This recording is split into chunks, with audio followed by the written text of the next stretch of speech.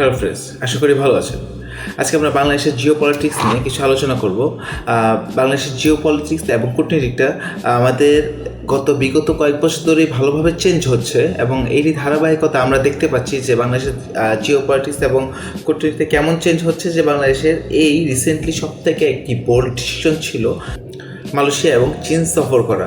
বাংলাদেশের প্রধানমন্ত্রী তারেক রহমান এখন মালয়েশিয়া সফররত আছেন। মালয়েশিয়া সফরে আমাদের সবথেকে গুরুত্বপূর্ণ আলোচনা যেগুলো হবে, মেইন পয়েন্টগুলো, সেটি হচ্ছে শ্রম বাজার উন্নয়ন নিয়ে এবং অবৈধ শ্রমিকদের বৈধকরণ নিয়ে এবং বিনিয়োগের সবথেকে চূড়ান্ত পর্যায়ে আলোচনাগুলো হচ্ছে এবং এগুলো মোটামুটি শেষ পর্যায়ে হয়ে গেছে। এবং সবথেকে বড় দিকটি হচ্ছে সবার নজর এখন চীনের সফর দিকে। চীন সফরে আমরা শুনতে পাচ্ছি যে বাংলাদেশের সাথে চীনের 15 থেকে 17টি বড় চুক্তি হবে, সমঝোতা স্মারক সই হবে।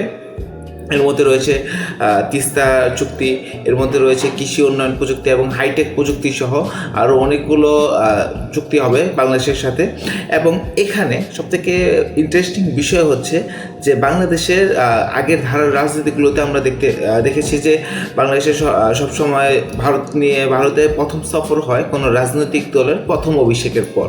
তো এইবার এটা ধারাটি ভিন্ন হচ্ছে। বিশেষজ্ঞরা বলছে যে এটি বাংলাদেশ ফার্স্ট নীতির প্রথম পদক্ষেপ হিসেবে দেখা হচ্ছে এবং এতে করে বাংলাদেশের প্রতি ভারতের যে মনোভাব এবং ভারতের যে আক্রোশটা আছে, এটা আমরা এখন রিসেন্টলি ভালোভাবেই দেখতে পাচ্ছি। তো শীঘ্রই আমরা চীন সফরে যে আলোচনাগুলো হবে এবং যে চুক্তিগুলো স্বাক্ষর হবে সেগুলোর ব্যাপারে বিস্তারিত আলোচনা করব।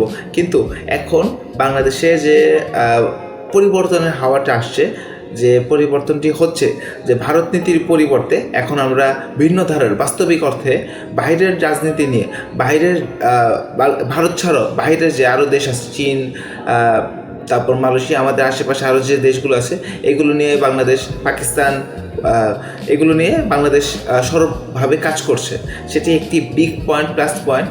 তো বিএনপি সরকার এভাবে এই ধারাটা অব্যাহত রাখুক। সেক্ষেত্রে ভারতের উপর আমাদের নির্ভরশীলতা কমে যাবে। তো সামনের দিন দেখা যাক কী হয়। এটি বাংলাদেশের জন্য একটি শুভ সূচনা হয়ে থাকলো। ধন্যবাদ।